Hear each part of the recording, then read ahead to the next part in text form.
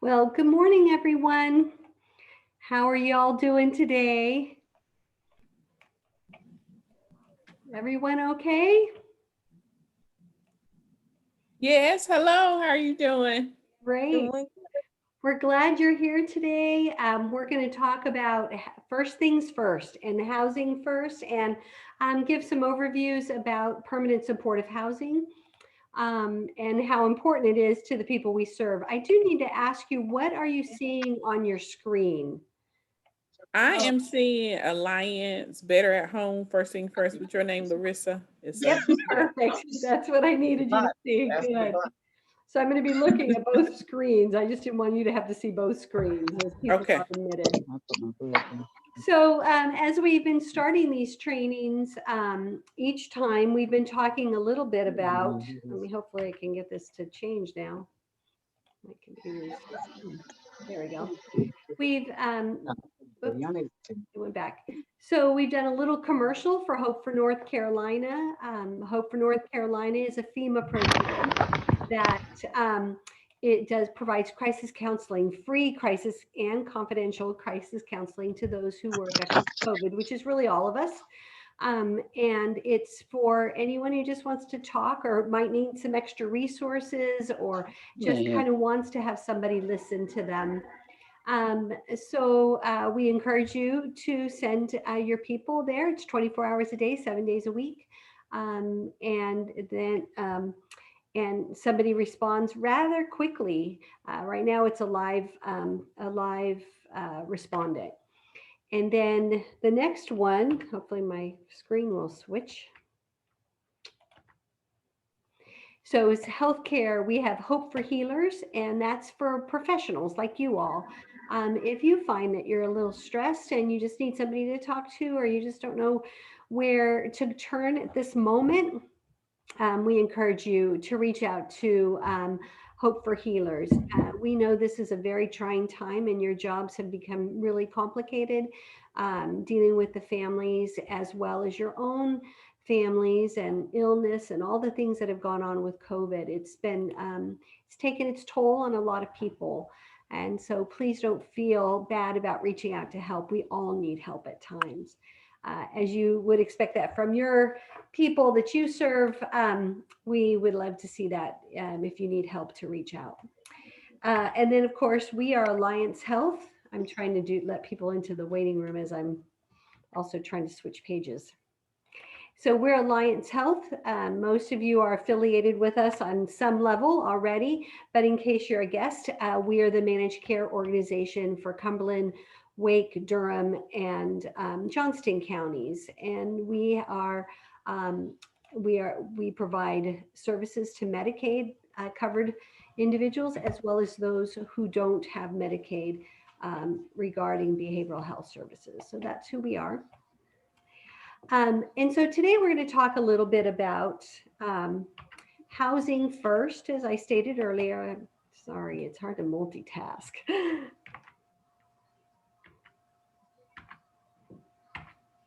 Okay, I got to make sure. There we go. So we're going to start with a scenario. So imagine that you are on a business trip overseas, and all of a sudden the captain says over the intercom, "We're going to make an emergency landing." And he says it over a muffled intercom, so you're not really sure exactly where you're going to be landing. But so you ask the flight attendant as she walks by, and she says, just have a seat. We prepare for emergency landing. So you have a very skilled pilot, and he is able to, or she's able to have a safe landing. And so now you're stuck here in the middle of, you're not sure where, and they tell you we're in a place where we're in a little village that is pretty far from any kind of supports. So we ask that it's going to take us a while to get somebody to come help us. So we're going to at least be here for at least 7 hours, possibly longer. So you're really not sure where you're at.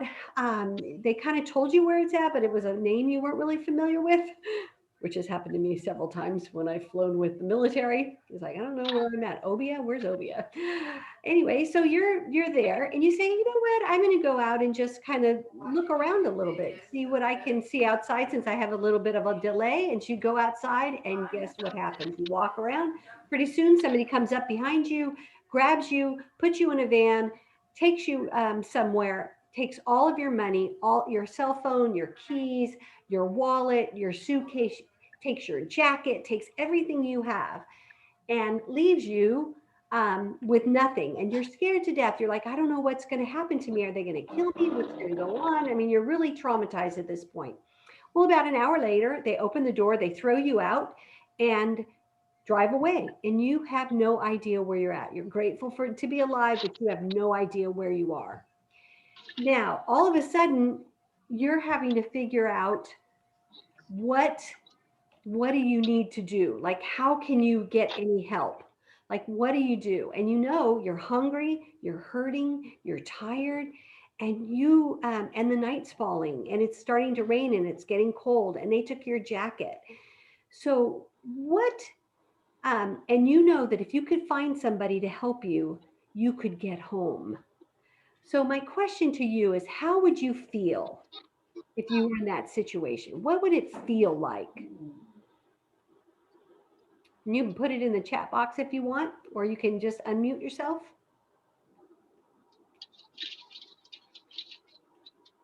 What would it feel like? I'd feel terrified. Terrified. Yeah, that's a good word. What else would you feel? I would probably say very disassociated from reality. Yeah, it's hard to believe, huh? Right? You're scared, Right. you're terrified, you have no idea what's really going on. Yeah, and it's like, this can't really be happening to me. So it's hard to Confused? imagine. What else? What else would you feel? Confused? Confused. Very good. What else? Hopeless. Somebody wrote in the chat box. Hopeless. What else? I'd be wondering what I did to deserve this. Oh, very good. Think it's like, oh, this must be my fault. I should have never left the airport, right? Blame yourself. What else? Anxious. Somebody said lonely. What else would you feel?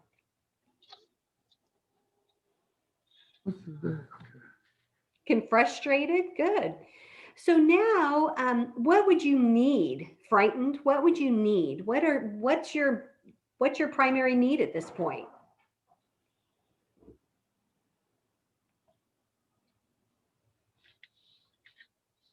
I would think guidance. Guidance? Guidance, how to get Food to and the right shelter. place. Food, shelter. Yep. What else would you need? Support, survival, resources. resources. Very good. And you're in a place where you learn nobody speaks your language. You can't communicate. Oh, and they're avoiding you because you look a little scary. You're all tore up. You're beat up, and you look a little scary. So people are walking around you. Finally, somebody stops and says, "Hey," you try through broken English. They ask how they can help you, and you learn sort of. You fully can't grasp it. You learn that the American consulate is 200 miles away. So now, what are you thinking and feeling?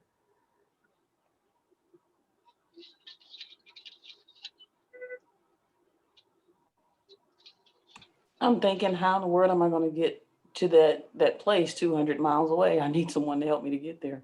Exactly. That seems a long way to go if you can't walk, you've just been beat up and traumatized. I mean, it could be 20 miles, it could be 10 miles, but it's 200 miles. So it feels like a lifetime away. So then, one of the things you don't fully aren't confident about is that maybe you didn't hear correctly. Maybe it is only 20 miles away. Maybe you misunderstood. Is it 200? And what direction it is in? And where can I find this place? How am I going to find it? I don't have a GPS. I can't speak the language. I can't tell them what I'm looking for. So, and I don't know if I truly understood what they said. Because I am traumatized. It's hard to understand what's going on when I'm traumatized. And if these are systems I don't understand in another country, that can be challenging. So then, so you spend the next 6 weeks trying to get to the consulate. You finally get to the consulate. You arrive there. You're like, oh my goodness, I finally got here. Your feet are tired. You've had to walk most of the way. You've done a little bit of hitchhiking. You've begged, borrowed, and stealed just to get enough food to eat. And now you're at the consulate. You finally think, oh, I'm here. Only to learn there's a long line. There's a lot of people in the line. And it looks like they had been there for months. And somebody says to you, yeah, we only they're only open 2 days a week. And they only take about 10, they only have time for 10 people a day, those 2 days a week. So you do the math and you go, oh my goodness, I'm going to be here another 6 weeks. Oh my goodness. So you stay in line. What are you feeling now? What are you thinking like giving up? Yep. What's that? You feel like giving up? What else? Rage, anger. Yeah, anger, rage, like, oh my goodness, how can this possibly be? Dread. Yeah. So then all of a sudden, so you stay in your line, you stay there, you have no other choice, you feel very hopeless, and this is your only shot at, this is the only hope you have. So you stay there, you stay in line, and finally it's your turn. And guess what they ask you? Do you have an ID? How do we know you are who you say you are? You don't have anything, and you're saying, I was beat up, I was left for dead, I don't have anything, I don't have the documents you're needing. So the consulate calls, you tell them, please call my family. They try to call your family, and guess what? Nobody answers. Okay, I have no support. They're not answering the phone. Finally, the American consulate does some research, finds out there's a missing persons report for you, gets you on a plane, and brings you home. How are you feeling now?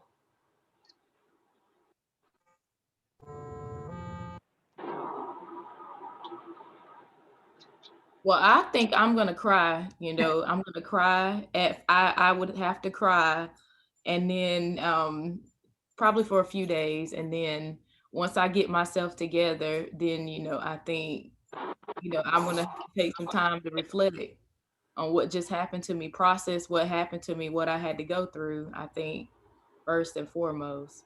Right, exactly. And when you get home, your family's there to meet you at the airport, but guess what? You have an eviction notice on your house because you haven't paid your rent in 3 months. You have lost your job because you abandoned your job. And then you also learn that your car was impounded at the airport. So even though you're home, life is still challenging. But nonetheless, your family was able to help you out, cover some of the rent, so you're not in imminent danger of losing everything. So you walk in your house, and what do you feel? That's not safe.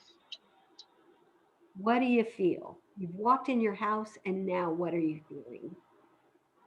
Still afraid that it could happen, that experience could happen again. Yeah. Because it was a trauma. Mm-hmm. Yep. And you feel burdened. Some say it relief and it's over.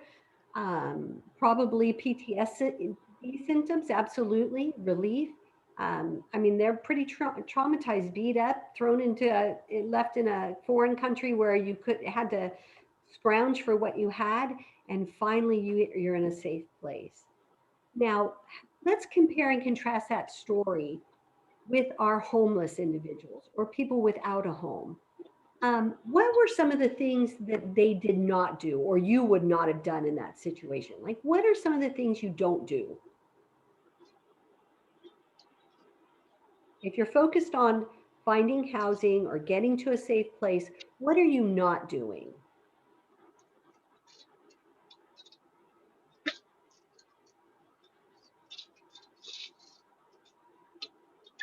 Trying to learn to assimilate into the local culture. Very good. You're just trying to survive, right? So you're not trying to assimilate. What else are you not doing? Communicating. Some people have a hard time communicating. Yeah. So maybe you're holding it all in because you're feeling like, oh my gosh, I can't talk to anybody. They won't understand what I've gone through. I cannot share. And so you're not sharing with other people. You're not communicating. You're not assimilating. What else are you not doing? You're not taking care of yourself. Very good. You're not taking care of yourself. Eating right, sleeping Stay with that. right. Hygiene might be neglected. What else?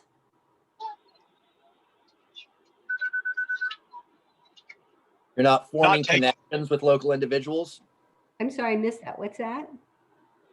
You're not forming connections or friendships with locals. Yeah, so you don't have a lot of trust with those individuals because you don't know who it was who grabbed you off the street. So you're really worried about who you can trust, who you can't trust. So you're not building strong relationships there, which is also causing you to stay in your situation longer because there's not somebody there to trust. Now, that's what happens with our people when they aren't when they are without a home, homeless, or not or in a situation where they feel vulnerable. They're in that same setting. What you would need at this point is you need safety and security. You need a place where you can feel like, oh my goodness, I can process what's happening to me.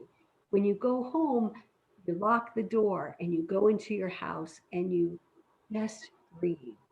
And that's what happens with the people when they receive a house in Housing First.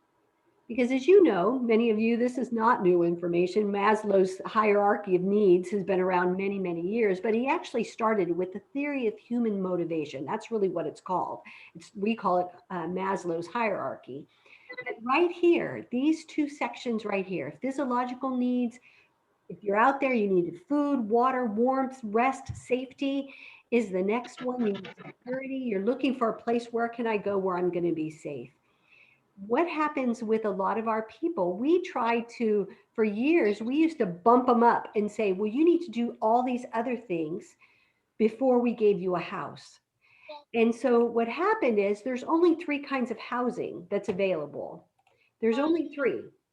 There's shelter, there is transitional housing. Both of those are temporary and they're both still homeless. Only permanent housing is considered housed. Even transitional housing, when we say, well, we're going to put them in there for a few months or a few, even up to 24 months, it's still not a home. There's some regulations, they're still considered homeless. So we want to move everybody towards permanent housing. So what we used to do, we used to do housing readiness for many years. We said, if you're homeless, you need to go to a shelter, you need to get medical, mental health, behavioral health services, you need to get all these services. And then we're going to move you to transition housing, and we're going to move you into permanent housing. The problem is oftentimes in the shelter or out of the shelter, they destabilize, they go back into homelessness because the shelter is not secure. It's not stably, it's secure. It's not a stable housing situation. Sometimes they'll go into transitional housing and then once again, they've got blocks, income, landlord relationships. So guess what? They end up back in the shelter or in homelessness. That's the way we managed homeless and the homeless system for many, many years. We said you had to be homeless, you had to be housing ready before we will let you get a house. We found out that did not work on many fronts, and for the main reasons we just discussed in our scenario. So now we have Housing First. So a few years ago, probably in early 2000s, we said, you know what, that's not working. Only about 30% of the people who go through a housing readiness program are successfully housed. So the whole law changed. So in 2009, it became official under the HEART Act. We became a Housing First nation. And that Housing First is that we take somebody from homelessness, move them straight into permanent housing, and then we connect them to services. Somebody's got their, somebody is not muted. Let me mute that. So, so Housing First is people need to go into permanent housing and then they get connected. And what we found is for most people,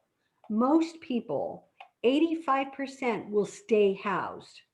Now, those numbers are a little tricky for the people we serve because most of the people we serve in transitional in TCLI are 77% have schizophrenia, and the other 30 or so percent, or 23%, have other severe and persistent mental illnesses. So our numbers of people destabilizing are a little higher than the national norm.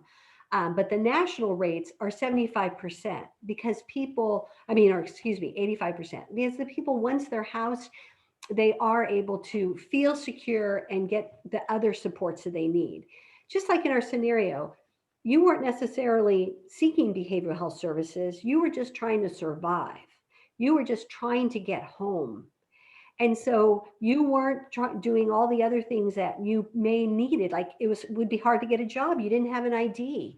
So how would you get a job there? Maybe they had a SOFA agreement where you couldn't get a job there.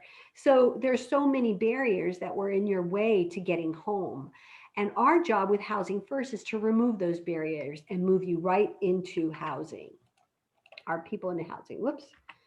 So this is how it used to look: homeless, shelter, transitional, permanent housing. Now we go straight into permanent housing with harm reduction. So our goal is to get them into permanent housing with really no preconditioned reason why they can get in it. So if they don't have income, we can still get them into permanent housing. If they don't have, if they have behavioral health concerns, if they're using substances, they can still be placed into permanent housing. If they're not connected to treatment yet, and we're at the pre-contemplation stage or the contemplation stage, we can still house them, because we find that once they're housed, our nation has realized that's when they're really ready. They become more ready for anything else they need. It really has worked. But Housing First is not housing only. And I think that's where a lot of people struggle, is they think Housing First is you get them into housing and then you let them go, you put them in there and they are on their own. Yes, they do not have to have consent to treatment. They don't have to do all the things that we would want them to remain in housing. But we don't want to just leave them there. We want them to be housed. Housing First is not housing only. Once they're housed, and think about you, once you're housed, you could have figured out, okay, now I need to find employment. Now I need to figure out how to get my car back. Now I need to figure out how to pay my bills again. What services are available for me? Maybe I need to now go to treatment to deal with my PTSD. I'm pretty overwhelmed. I might need to do that now. And you have the emotional energy to do those things because you're stable in a safe place. Without that stability, all these other things tend to get thrown to the wayside. So now, your opinion. What has been your experience with Housing First people, putting people into Housing First? What has been your experience? Has it been helpful, not helpful? What are the challenges you've seen? Just tell us what you think about Housing First, or what has been your experiences. Elopement. What's that? Just clients that are used to elopement, really. They're just leaving. Yeah. So they're unsettled in a secure place. And then they've just abandoned the place. Yeah. Yep. So that is one thing. Yep. We've seen that, where they just get up and leave. What other things have you seen with Housing First? My experience has been, although we say Housing First, the supply is so little that people end up waiting months and months and months to get a house in the very same places and locations that they did before we adopted the Housing First model. Yeah, so that is a challenge. I mean, that's one of the problems that we have, is that there isn't a lot of housing inventory. It's hard, especially in high rent areas like Wake and Durham and Johnston County. The Johnston County's is got the same fair market values as Wake.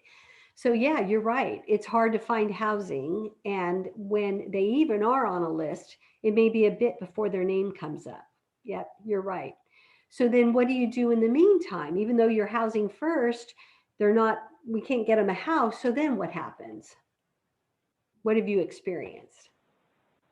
A lot of them, from what I've experienced, seem to just want to give up. Mhm. Just they start feeling hopeless, like it's never going to happen. And so, just providing encouragement and, making sure that, they have, other things, to look forward to, or, just try and remind them that they could be working on other tasks while they're waiting for housing to happen. That's something that I've, encountered. Yeah, that's awesome. And being able to say, while you're waiting, there might be something you can do. So let's figure out what that is. Another thing is you can always get them housing, like I always say, collect all those documents, because those documents can be a huge barrier to them getting into housing once their name comes up. And then we need everything. We need social security cards and IDs and birth certificates, things that they don't have. So to help them navigate those pieces while they're waiting, to make once their name comes up, they can actually get in. Because once their name comes up, the clock starts ticking, and that can be challenging. Good. So what else have you experienced with Housing First?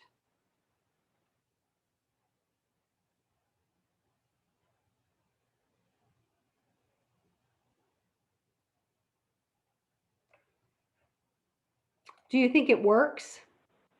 Once you get somebody in there with no condition to treatment, does it work?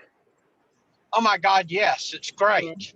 I, It's- I haven't worked with anyone who walked away. My clients have sometimes had difficulty and sometimes they lost their housing and had to move one or two times before they learned to navigate being housed, but it's the best thing to ever happen to them. Yes, and I think you've just made a really good point. Is when they destabilize and when they separate from housing, that's not the end of their story. We can still rehouse them, or we need to rehouse them. We need to um, help them understand that this place might not have been the right spot for you. Let's see what else we can find, and to give them the hope that they can find something different. But Housing First really makes a difference. Not on everybody though. Some people, like you stated, do walk away, or they bring guests in, and their tenancy is at risk, because Housing First isn't about treatment. It's about following the lease. So when they get into housing, they have to follow the lease. They sign the lease like you and I would sign the lease, and they have the same expectations. And oftentimes what we find is lease violations as to why they end up getting separated. They bring somebody in.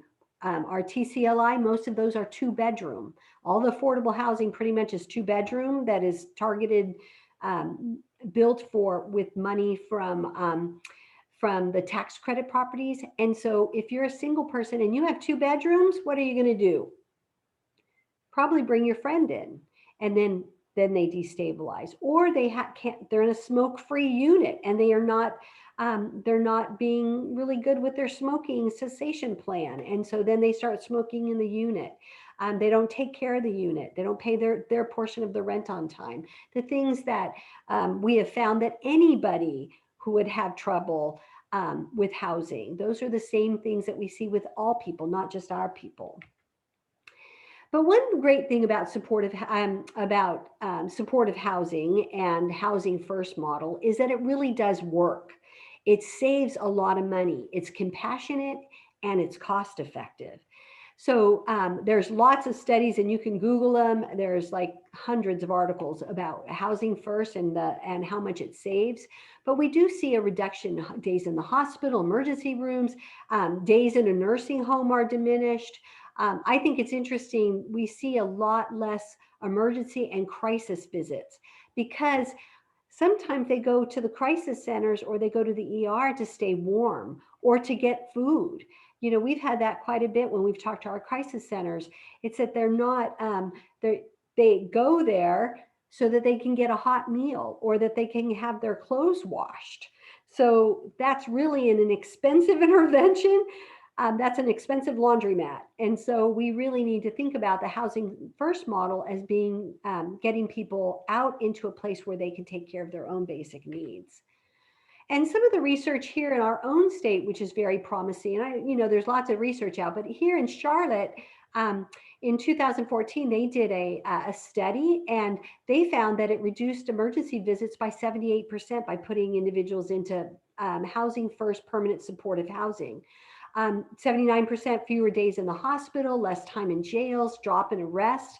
In Fairfax County in Virginia, they saw an 85% reduction in emergency detoxification services. Emergency visits declined, jail time declined, and what was also encouraging is they saw an increase of income, which is really what we want people to do, is they can find other employment, or they can find other community inclusion activities to do to make their life more meaningful.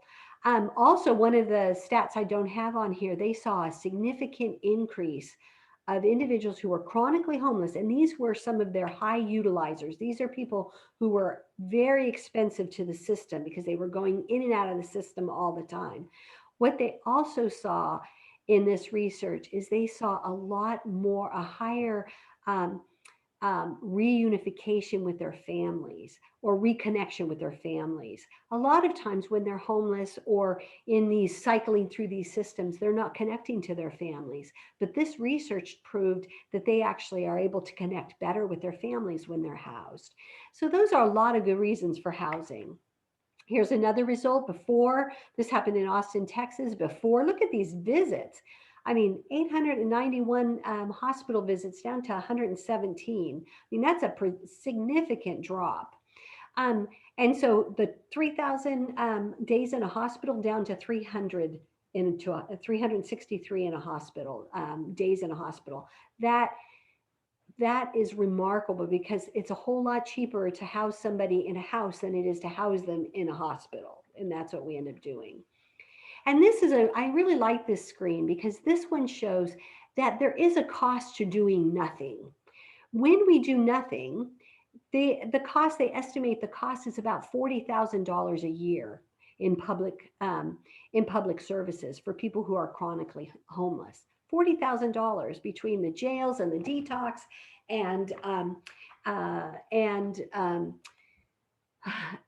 hospitalizations, long-term incarceration, where it's only about $18,000 to house somebody. That's including the supportive services.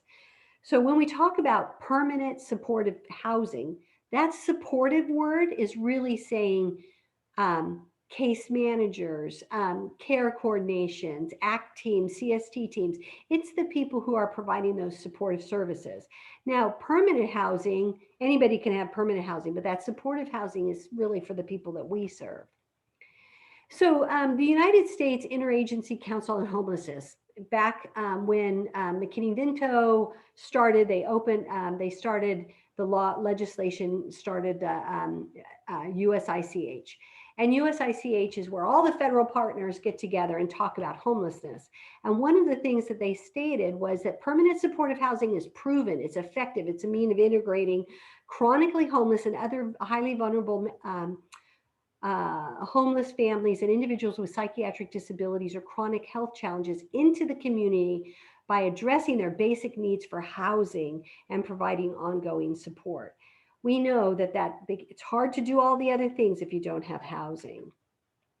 Now, I want you to know the difference. You're going to hear sometimes, I think, in our world, especially in the housing world, words get interchanged and it can be a little tricky to navigate. We talk about housing choice vouchers. We talk about mainstream vouchers. We talk about targeted vouchers. People call it TCL. Some call it TCLV. And some people say rapid rehousing. And then we say ILI in our world, right? We have a program ILI. So it can be very challenging. So we encourage you to really try to learn what each piece means, especially in the catchment in which you serve, because a lot of times the names that they use for a project is really something bigger. And if you can learn, like, what is that? Is that the continuum of care? Is that a COC grant? Is that a FEMA grant? Is that, so you can kind of learn how you navigate these processes. Is one, a HUD funded mainstream that you have to go through a housing, a permanent, a public housing authority. But in our world, for these two, we have rapid rehousing and we have permanent supportive housing. Rapid rehousing is short term, it's limited. It can usually pay 2 or 3 months of rent. It can pay some of the startup cost for somebody going into permanent supportive housing. So if they're going into permanent supportive housing and they don't have the startup cost, these ILI funds can help possibly pay for some of those startup costs. This permanent supportive housing, when you hear it, so if you've heard about HUD-VASH, that's HUD with veteran assisted permanent supportive housing. So HUD-VASH, oh, I did it backwards. It's PHS. When you have supportive housing, that means there's long-term case management. That's how you can kind of figure out when you're hearing stuff. It's like, oh, SH means supportive housing. And that's important to know, especially when you get into some of the other ins and outs of where you can find housing. And here's some of the dimensions of quality supportive housing. So this is stuff you need to know at your level, but it's also how we manage supportive housing at an aggregate level or an overview level. So first of all, we want to talk about administration and management and coordination. And one of the things that Alliance is doing, we are trying to get this coordination and making sure that all of our providers understand what's available to our people and how to navigate those systems and how to coordinate those systems. Another thing to consider about permanent supportive housing is, what is the environment like? When you're looking at housing, take a minute to step back and go, what does this really look like? Is my person able to walk and have a safe place to walk down the street? Is there green spaces? Is it someplace that supports their mental health recovery? Or is it someplace that can contribute to negative outcomes? You really want to think about the physical environment, and that physical environment includes inspections. So we have encouraged you almost in all of these trainings, please do a habitability inspection. Get in the house, do a habitability inspection regularly. If you schedule it once a month or once every couple of months, but please do it, because we can't allow things to get out of control, because then it's not safe for them, it's not safe for their neighbors, and it's not safe for their tenancy. They will lose their tenancy if they can't take care of their environment. The trainings we've done are online now. So if you've missed the training on inspections, we encourage you to get that, and we'll send the link out when we do the evaluations. And then, of course, access to housing. What kind of housing is available right now? If you live in Cumberland, there are 62 mainstream vouchers available in Cumberland. There's about 30 in Durham, and there's only about 15 similar in Wake. And we don't even think there's quite that many in Wake. But you want to know what's available so that you can advocate and do the hard work, get the paperwork done, get the paperwork in timely so that your person is served. Sometimes it can be a little daunting to get the paperwork in, and we ask you, work to get it in, because a little bit of work on the front end saves you a lot of work on the back end, and it can really make your people secure. Supportive services, and how do you provide your supportive services? Are you seeing your individual the way you need to? No, it's COVID, it's been challenging, but to use those innovative ways to get in to see your people, you really need to see them face to face. How are they doing? Sometimes it's easier to share when I'm talking to somebody directly than I'm talking to them on the phone. Another important piece is you really need to know who your landlords are. If you have a person in housing, you need to know your landlord, and they need to know you. Now, we always talk about what can we say to a landlord, and anything that's really related to the lease, like You know, if it's related to, are they paying their rent on time? Did they pay their rent this month? That's certainly in the lease. Are they keeping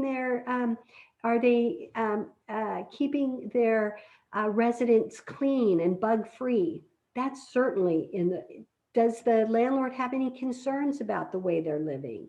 You know, you cannot talk to them about the behavioral health aspect, but you can definitely talk to them about the tenancy things that are in the lease.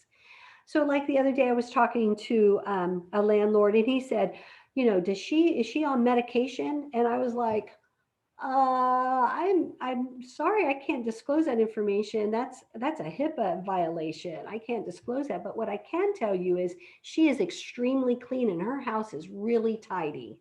Now, that because he had already made a comment about, you know, I don't want these people in my place because they don't keep the house clean, right? So I'm advocating for an individual, and this is what he asks me about medication. First of all, that's against the fair housing laws. He can't discriminate based on disability. And then second of all, that's not any of his concern, and I can't disclose that information. But you really do need to have a good working relationship with your landlord. Now, I didn't come back and chew him out or anything because I need the landlord, right? I have a person in there. So I had to do what I can to encourage him to keep her housed. And really explain about how well she's doing and how she loves where she's living. She's met some new neighbors and she's doing great.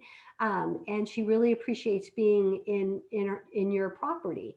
So that kind of talked him off the mountain a little bit, and she's still housed, which is always a blessing. So tenancy is, you really do need to know your property managers.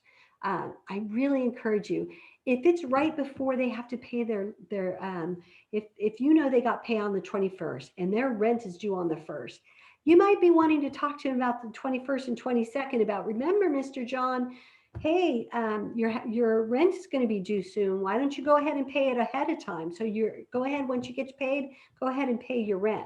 You won't get in trouble for paying it early, you know, and then coming back and say, hey, on the 1st, were you able to pay your rent? So you really want to make sure that you're following up on those things, because that will destabilize their tenancy, which destabilizes their mental health. And then you need to know the rights, that your tenants have rights and landlords have rights. So you really need to know what those rights are and really advocate for those. And then we're all about data. So, and you are too. So we would encourage you, keep track of what's going on. When somebody has destabilized out of housing or has separated out of housing, we need to know immediately. We have a document that has to be filled out.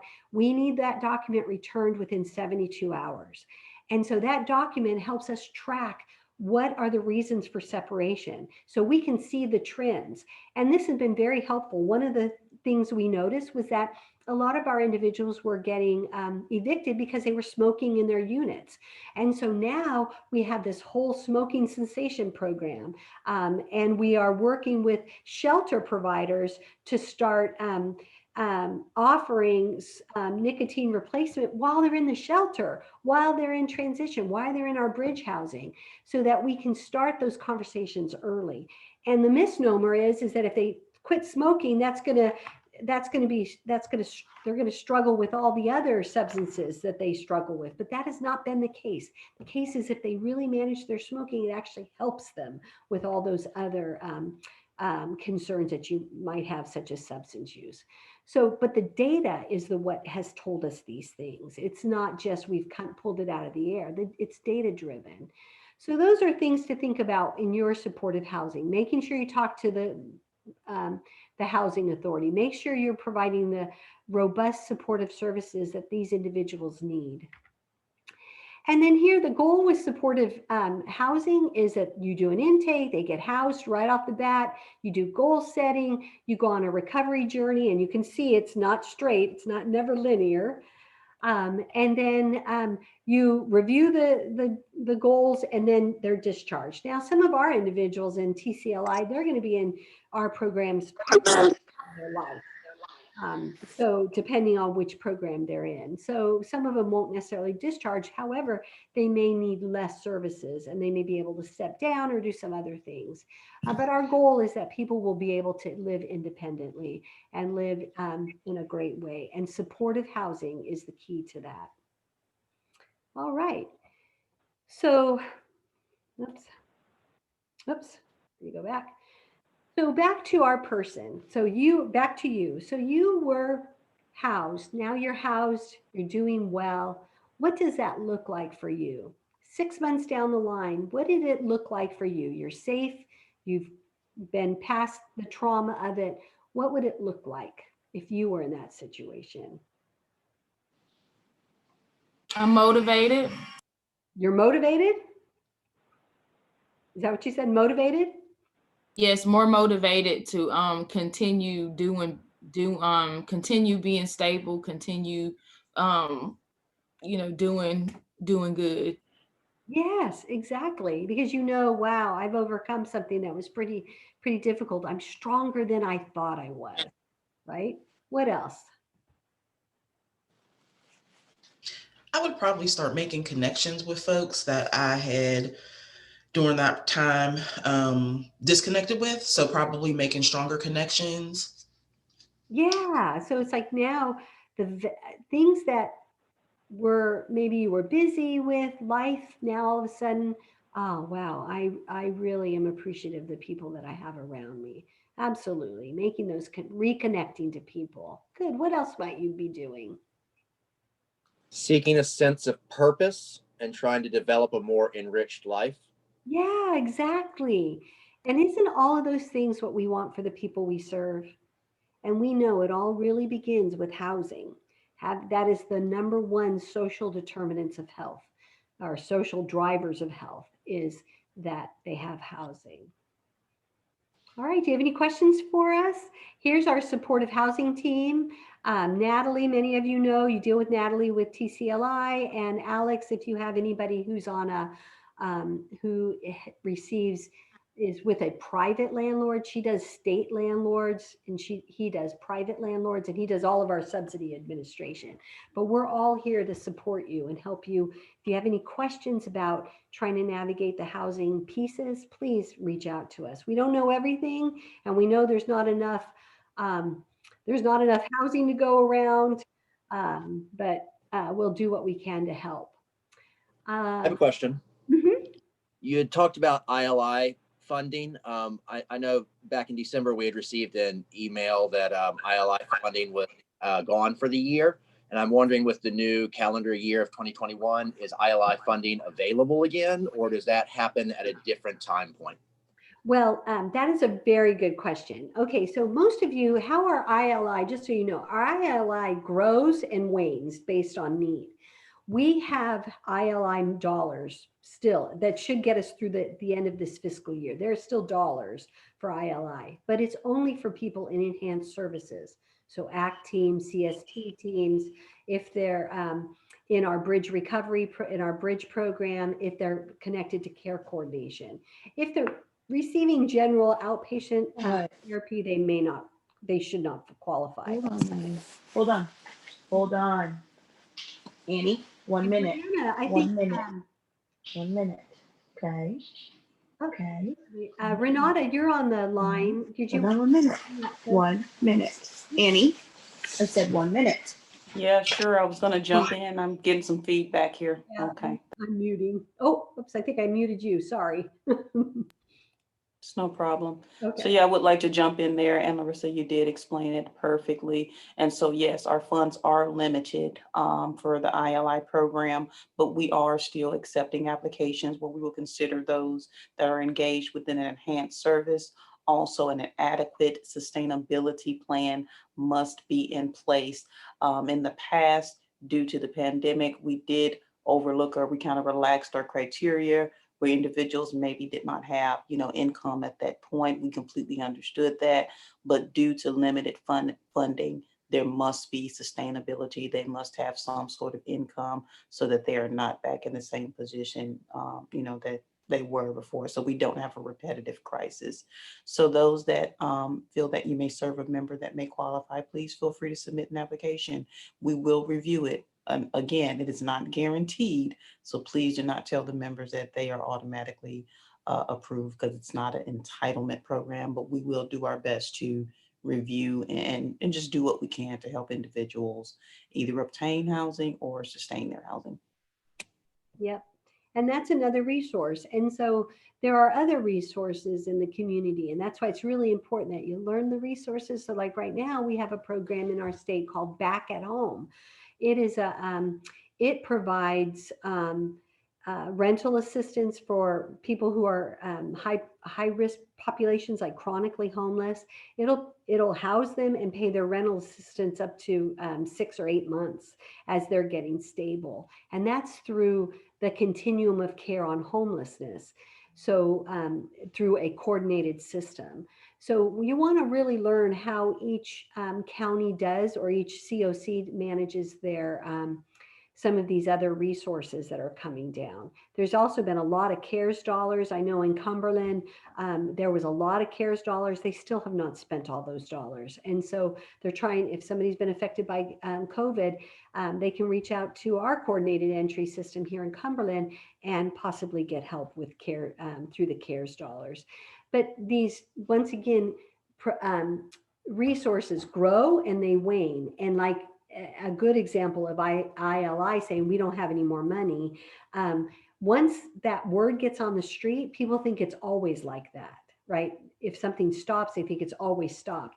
That's not really what happens in the homeless service system. Usually it grows and then it wanes and then it grows again. So don't give up trying. That's what I'm trying to say. Keep advocating, because there may be a rock that was turned back over, and you're able to get your person the services they need. All right. Well, thank you, everyone. Have a great day. We appreciate you taking the time for the training. And once again, next week, we're encouraging everybody to move to the state's training. We'll send that information out to everybody about how to register for that. It's a 2-part series. It's a 3-hour training, and it's really understanding Section 8 and targeted housing and some of those really important nuances with public housing. And we have some vouchers out there, and our people are prioritized for those vouchers. So, you know, you want to learn so that you can get them where they need to go. All right. Well, have a great day, everyone. Thank you so much. Thank you.